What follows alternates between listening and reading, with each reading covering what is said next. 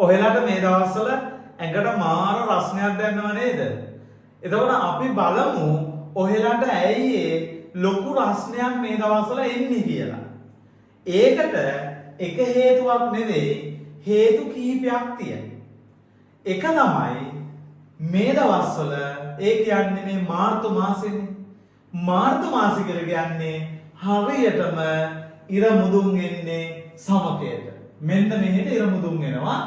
දවස ගත්තොත් හරියටම මාර්තු කවද්ද? මාර්තු 21. ඒ කියන්නේ මාර්තු මාසේ හරියටම සූර්යයා සමකයට තමයි ලම්බක වෙන්නේ. හරිද? එතකොට ලංකාව තියෙන්නේ මෙන්න මේ සමකය ළඟ. ඒ කියන්නේ සමකයට උඩින් උතුරු අක්ෂාංශ 5 10ක් අතර පිහිටි හුණ්ඩුවක්නේ ශ්‍රී ලංකාව කියලා කියන්නේ ඕම.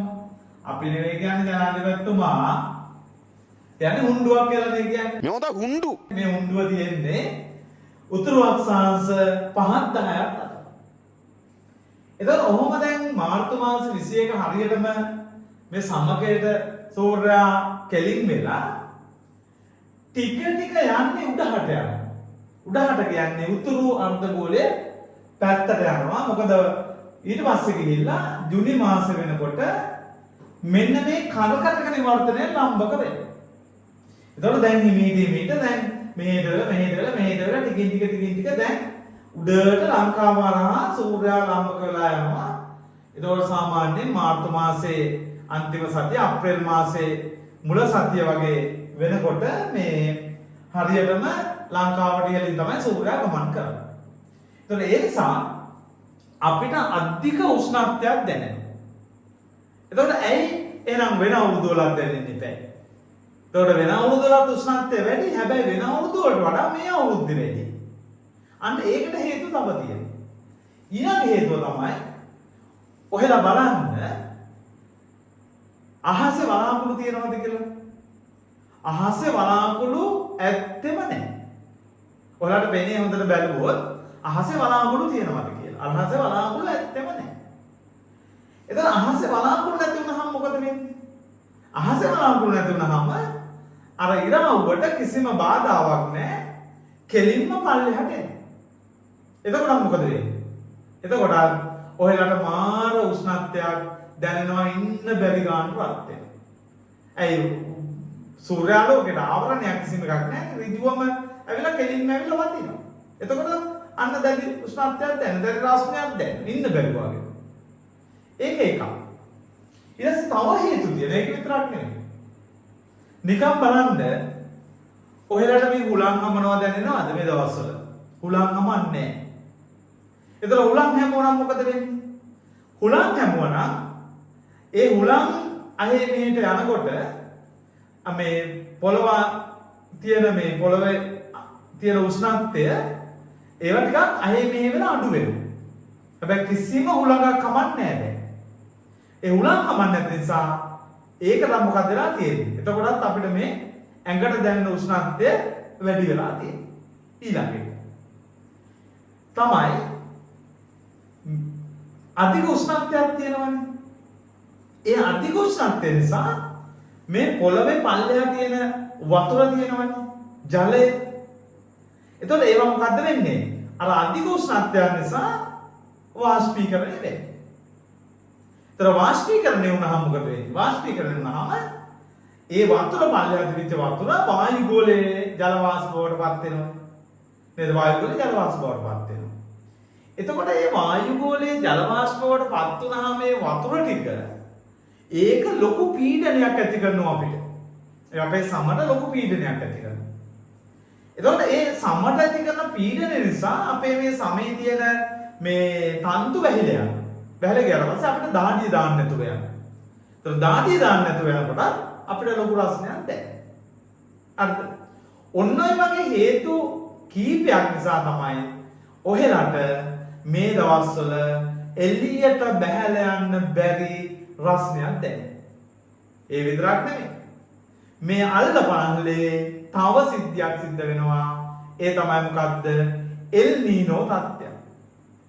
එල් නීනෝ එකෙන් නිකන් එල් නීනෝ නෙවෙයි සුපිරි එල් නීනෝ තත්ත්වයක් මේ දවස්වල සිද්ධ වෙනවා. ඒකත් ගොඩක් දුරට ලංකාවට මේ උෂ්ණත්වය වැඩි වෙන්න හරියට නම් මේ දවස්වල බක්ම අකුණු තියෙන්න බෑ. ඒ කියන්නේ හවසට හයියෙන්ම අකුණු ගුණාට සහිත වහින්න ඕන. බලන්න එක දවසක් වහිනවද කියලා? වහින්නේ නැහැ. හරිද? බලන්න ඒකත් උෂ්ණත්වය වැඩි වෙන්න හේතුවක්. වහින්නේ නැහැ.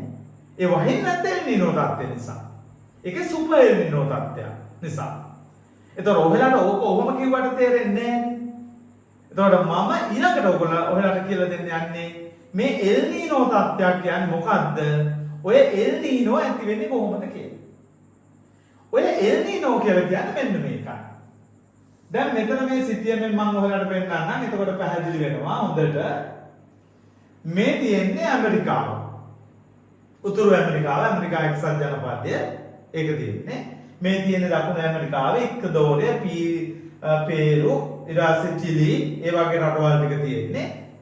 ඊට පස්සේ මෙතන තියෙන්නේ ඉන්දියාව, ශ්‍රී ලංකාව, ඉන්දුනීසියාව, ඕස්ට්‍රේලියාව වගේ තියෙන්නේ. මේ මැද තියෙන්නේ ඔයාලට පේන පැසිෆික් සාගරය තමයි තියෙන්නේ. දැන් පැසිෆික් සාගරයේ මේ පැත්ත නැගෙනහිර පැත්ත. මේ පැසිෆික් සාගරයේ නැගෙනහිර පැත්තනේ. මේ තියෙන පැසිෆික් සාගරයේ බටහිර පැත්ත.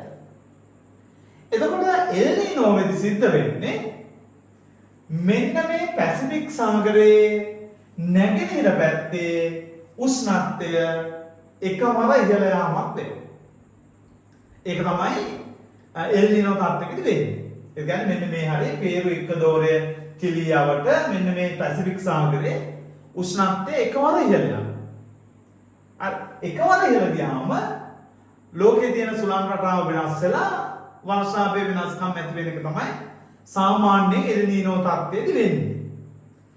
එතකොට මේ සැරේ තියෙන්නේ මේ සුපර් එල් නීනෝ තත්ත්වයක්. ඒ කියන්නේ සාමාන්‍ය එල් නීනෝවක් කියලා කියන්නේ එකවර සාමාන්‍ය උෂ්ණත්වය සෙල්සියස් අංශක 0.5 එකක් වගේ ප්‍රමාණයකින් වැඩි වෙන එක තමයි අපි සාමාන්‍ය එල් නීනෝවක් කියලා කියන්නේ. හැබැයි සුපර් එල් නීනෝ තත්ත්වයක් කියන්නේ මොකද්ද? සුපර් එල් නීනෝ තත්ත්වයක් කියලා කියන්නේ එකවර උෂ්ණත්වය සෙල්සියස් අංශක 2කින් විතර වැඩි වෙනවා නම් ඒකට අපි කියන සුපර් එල් නීනෝ තත්ත්වයක් කියලා කියනවා. එහෙනම් ඔහෙලට කියන්න මේ වෙලාවේ වෙලා තියෙන්නේ සුපර් එල් නීනෝ තත්ත්වයක් තමයි මේ පැසිෆික් සාගරයේ නැගෙනහිර පැත්තේ ඇති වෙලා තියෙන්නේ. එතකොට සාමාන්‍යයෙන් මේ කාලේ මම කිව්වා වහින්න ඕන අපිට ලංකාවට වහින්න ඕන අන්තර්මෝසම් වැස්ස එහෙම නැත්නම් සංවහන වැස්ස වහින්න ඕන. ඔක වහින්නේ මෙහෙමනේ. ඔහෙලා දන්නවා මෙන්න මේ පැත්තේ නම් මෙහෙට හමන සුළං වර්ගයක් තියෙනවා. අපි ඕවට කියන්නේ වෙළඳ සුළං කියලා. වෙළඳ සුළං හමන මෙහෙම. එතකොට වහින්නේ මේ වෙළඳ සුළං නිසා. එතකොට අපිට මෙහෙට මේ ශ්‍රී ලංකාවට නේද මුණ්ඩුවට වහින්නේ වෙළඳ සුළං නිසාද වහින්නේ. ඒ කියන්නේ වෙළඳ සුළං හමන්නේ නැගෙනහිර පැසිෆික් සාගරයේ ඉඳලා බටහිර පැසිෆික් සාගරයේ තමයි වෙළඳ සුළං හමන්නේ. හරි. දැන් එතකොට මේ සුපර් එල් නීනෝ තත්ත්වය නිසා මොකද වෙලා තියෙන්නේ? මෙන්න මේ හරියේ උෂ්ණත්වය මොකක් කරලා තියෙනවද? ඒ හරියේ උෂ්ණත්වය C ග්‍රේඩ් වැඩි වෙලා තියෙනවා. නේද? මෙන්න මේ හරියේ උෂ්ණත්වය C ග්‍රේඩ් දැන් වැඩි වෙලා තියෙනවා. ඒ කියන්නේ සෙල්සියස් අංශක 2කින් විතර එකවර වැඩි වෙලා තියෙනවා. ඔහෙලට කියන්න උෂ්ණත්වය වැඩි වෙනකොට මෙන්න මෙතන තියෙන වායුව තියෙනව නේද? ඔය වායුව රත් වෙනවා. ඔය වායුව රත් වෙනකොට මොකද වෙන්නේ? ඔය වායුව රත් වෙනකොට ඔය වායුවේ බර අඩු වෙනවා. වායුවේ බර අඩු වෙනකොට වායුව උඩ යනවා. වායුව උඩ ගියාම මෙතන ඇති වෙනවා අඩු පීඩන තත්ත්වයක් ඇති වෙනවා. හරිද? අඩු පීඩන තත්ත්වයක් දැන් මෙතන ඇති වෙනවා. අඩු පීඩනයක්. සුළං හමනකොට පීඩන අනුක්‍රමණ බලය කියලා එකක් තියෙනවා. ඒ කියන්නේ අනුක්‍රමණ බලය කියලා කියන්නේ හැම වෙලාවෙම හුළං හමන්නේ වැඩි පීඩනයේ ඉඳලා අඩු පීඩනයට. එතකොට දැන් ඉස්සෙල්ලම දැන් වෙළඳ සුළං දැන් කොහෙටද හමාගෙන ආවේ? දැන් එතකොට වෙළඳ සුළං හමාගෙන ආවේ මේ පැත්තට මේ පැත්තට මේ වෙළඳ සුළං හමාගෙන ආවේ. හැබැයි දැන් මොකද උනේ? දැන් මොකද උනේ? මෙන්න මෙතන උෂ්ණත්වය වැඩි වෙච්ච නිසා මෙන්න මේ පැසිෆික් සාගරයේ නැගෙනහිර පැත්තේ අඩු පීඩන තත්ත්වයක් හටගන්නවා. ඒ අඩු පීඩන තත්ත්වය හටගන්නවත් එක්ක මොකද උනේ? මෙන්න මේ පැත්තට ආපු වෙළඳ සුළං කෙලින්ම මේ පැත්තට රිවර්ස් වුණා. මේන්න බලන්න. මේ පැත්තට දැන් රිවර්ස් වෙලා තියෙනවා. අද මේ පැත්තට වෙළඳ සුළං රිවර්ස් වුණා. ඇයි? මෙහි පීඩනය වැඩි, මෙහි පීඩනය අඩු.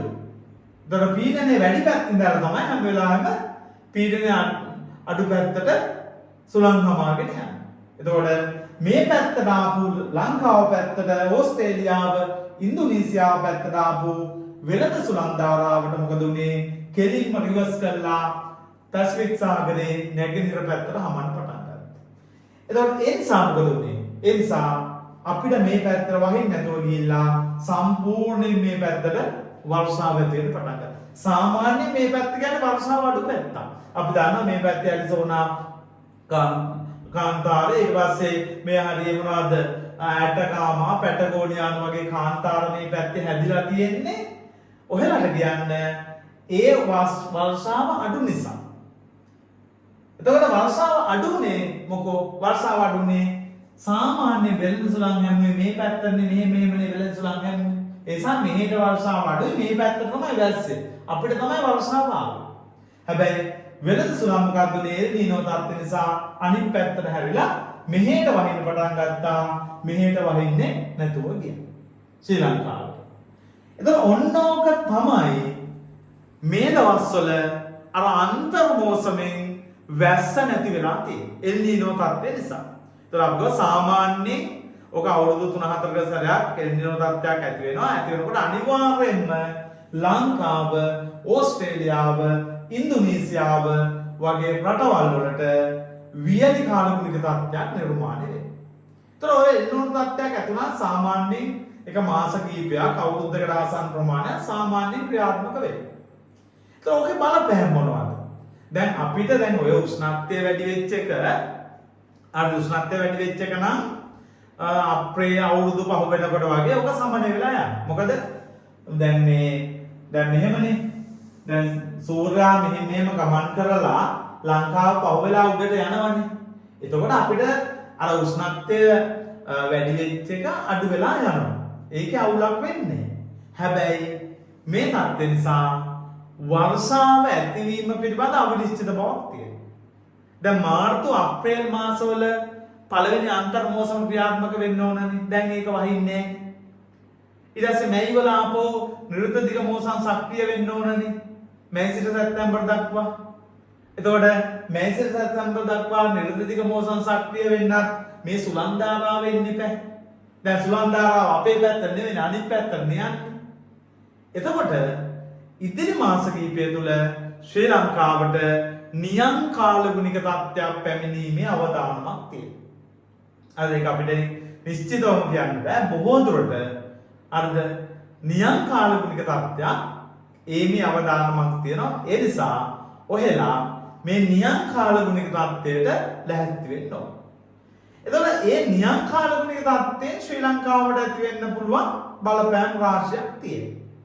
හරිද? එක තමයි පළවෙනි එක තමයි මේකෙන් විශේෂයෙන් වහින්නේ මධ්‍යම කඳුකරේ බටහිර බැවුම් ප්‍රදේශවල තමයි ඔය මේ සංවහන වැස්ස නිරුද්ධ දිග මෝසම් වැස්ස ඔක්කොම වහින්නේ ඒ පැත්තට. ඒ පැත්තේ තමයි අපේ විදුලිය නිපදවන විදුලි බලාගාරවල සියලුම ජලාශ තියෙන්නේ ලංකාවේ මධ්‍යම කඳුකරේ බටහිර පැත්ත.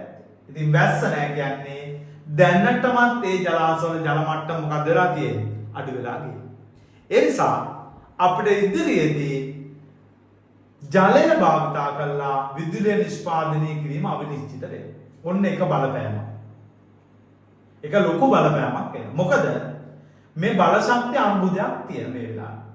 ඒ කියන්නේ දැන් අපිට විශාල බල ශක්තිය අර්බුදයක් මේ වෙලාවේ තියෙනවා. මොකද ගල්ලංගුරු ප්‍රශ්නයක් තියෙනවා. ගල්ලංගුරු වල තත්ත්වය බාල වෙලා අර මේ වෙලාව ගල්ලංගුරු වලින් උපරිම බල ශක්තිය නිපදවා ගන්න බැරි වෙලා තියෙන මේ වෙලාවේ. ඊට අනිත් එක තමයි ගල් අඟුරු බැරි වෙනකොට අපිට ඊළඟට බල ශක්තිය උත්පාදනය කරන්න වෙන්නේ ඩීසල් වලින්. එතකොට ඩීසල් බල ශක්තිය උත්පාදනය කරන්නේ වාහන වලට ගහගෙන යනවා ඩීසල් නැති වෙලා තියෙනවා.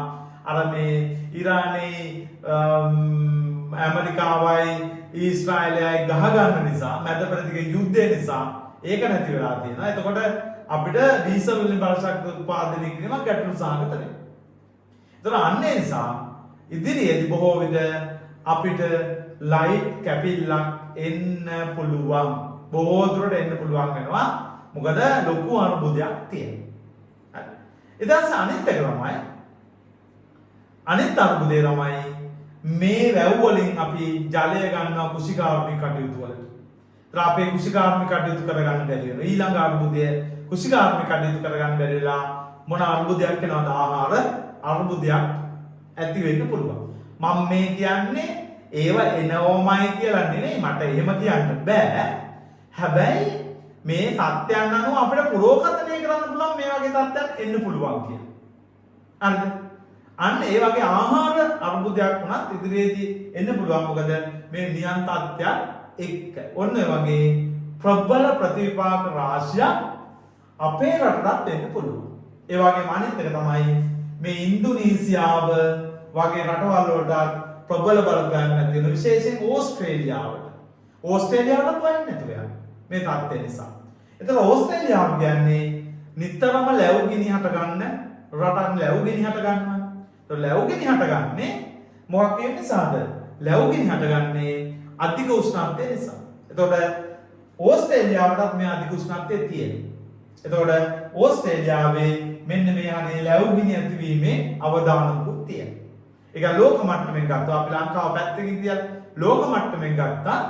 මෙන්න මේ එල්නිනෝ තත්ත්වයේ බලපෑම නිසා ලොකු ඒ කියන්නේ දේශගුණික වශයෙන් වෙනස් වීම රාශියකට තුඩු දෙන්න හේතු වෙනවා. එතකොට විශේෂයෙන්ම අනිත් එක තමයි අපි බොහෝ දුරට කතා කරන්නේ මේකෙදි මේ මිනිස්යාට වෙන බලපෑම ගැන විතරනේ. එහෙම නෙමෙයි. මිනිස්යා නම් මොකක් හරි කරලා උෂ්ණත්වය වැඩි වෙනකොට AC එකක් හරියයි කරගෙන අරෝමය කරලා ඒක පාලනය කරගෙන ඒක කරයි. හැබැයි සත්තුන්ට විශාල බලපෑමක් ඇති කරනවා. එතකොට දේශගුණ වෙනස් වීම කියන්නේ සත්තුන්ට පුතේ විශාල බලපෑමක් ඇති කරන සංසිද්ධියක් වෙනවා. එතකොට ඒ නිසා සමහර වෙලාවට මෙන්න මේ පැත්තේ සීත සාගරයක් ඉස්සර තිබුණේ දැන් අර එල්නිනෝ තත්ත්වය නිසා උණුසුම් වුණා. එතකොට මොකද වෙන්නේ? මේ ආශ්‍රිත විඳපු අර මුහුදු ජීවීන්ට ඉන්න බැරි තත්ත්වයට ඉන්න බැරි පාරිසරික තත්ත්වයක් උදා වෙන්න පුළුවන්කම තියෙනවා. එතකොට එල්නිනෝ කියලා කියන්නේ දේශගුණික වෙනස් වීමකට බලපාන සාධකයක්. එල්නිනෝ තත්ත්වයක් කියලා කියන්නේ. හැබැයි මේක ස්වභාවික සංසිද්ධියක්. මේක ස්වභාවික සංසිද්ධියක්. හැබැයි මේ ස්වභාවික සංසිද්ධිය තීව්‍ර කරනවා මානව ක්‍රියාකාරකම් මගින්. මිනිස්සුගේ ක්‍රියාකාරකම් නිසා ස්වභාවික සිදුවන මේ සංසිද්ධිය ඉතාමත්ම තීව්‍ර සංසිද්ධියක් බවට පත් වෙන්න පුළුවන්. අන්න එහෙම ගත්තොත් ලෝකයේ ඉදිරියට විශාල වශයෙන් මේ දේශගුණික වෙනස් වීම නිසා වහින්න නැති ප්‍රදේශවලට වහින්න පුළුවන්. දැක්කන්නේ දැන් මේවට වැස්ස අඩු ප්‍රදේශවලට එල්නිනෝ සංසිද්ධිය නිසා වැස්ස ඇති වෙනවා. හැබැයි වැස්ස ලැබෙන ප්‍රදේශවලට වැස්ස නැති වෙන්න පුළුවන්. අන්න එහෙම විවිධ දේශගුණික විපර්යාස ඇති වෙලා මේ පෘථුවියේ තියෙන සමතුලිත බව නැති වෙලා ගිහිල්ලා මිනිසාට මේ පෘථුවියේ ඉන්න බැරි තත්ත්වයක් උදා වීමේ අවදානමක් ඉදිරි කාල සීමාව තුළ අපිට හඳුනා ගන්න පුළුවන්. ඒ නිසා අපි ඔහෙලා ඔක්කොම කරන්න ඕන මොකද්ද? මේ පරිසරය රැකගන්න, පෘථුවිය රැකගන්න, මේක සමබරතාවය රැකගන්න අපි ඔහෙලා හැමෝම එකතු වෙලා කටයුතු කරන්න ඕනේ කියන එක මතක් කරගන්න.